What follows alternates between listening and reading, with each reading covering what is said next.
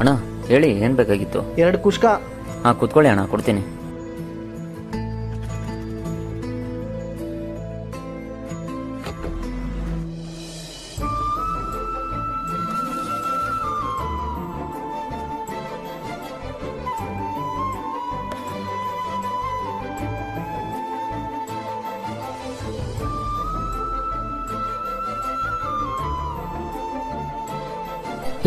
ಅಣ್ಣ, ಏನಾಯ್ತು? ಅಕ್ಕ, ಅವ್ರು ಊಟ ಮಾಡಿ ದುಡ್ಡು ಕೊಡದೆ ಹಾಗೆ ಹೋಗ್ಬಿಟ್ಟಿದ್ದಾರೆ ಅಕ್ಕ.